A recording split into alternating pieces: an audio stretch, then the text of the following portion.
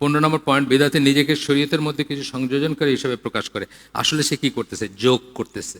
শরীয়তে সে সংযোজন করতেছে। শরীয়তে সংযোজন করার রাইট তার নাই, কি আল্লাহ আমাদের কাউকে দেন নাই রাইট, কিন্তু সে সেটা অ্যাজিউম করতেছে। অ্যাজিউম করে সে সেটা যোগ করতেছে, বলতেছে এটা। ধরেন আমার মেয়ের একবার খুব, আমি অনেক আগের কথা, আমি আমার মেয়ের জন্মেছে আমার 31 বছর বয়সে। তো তার একটা ছিল, জ্বর উঠলে তার কনভালশন হইতো, মানে খিচুনি টাইপের ফিট হয়ে যাওয়ার একটাই হইতো। তো আমরা যখন বাড়ির সবাই মিলে খতমে ইউনুস পড়ছি 1.25 লক্ষ বার, ওই মোটর দানা দিয়া হিসাব করে ভাগ করে, বুঝছেন না, কে কয়বার পড়তেছে 1.25 লক্ষ বার। একেবারেই বিফলে গেছে জিনিসটা, এমন একটা গুনার কাজ হয়েছে।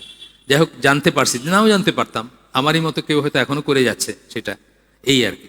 শরীয়তের মধ্যে কিছু সংযোজনকারী হিসাবে, এই সংযোজন কে করছে? কেউ তো করছে কোথাও।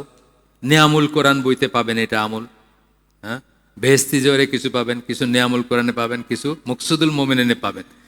হ্যাঁ, কেউ তো যুক্ত করছে এটা, এটাই বলতেছেন যে সংযোজনকারী হিসাবে প্রকাশ করে, নাউজবিল্লাহ।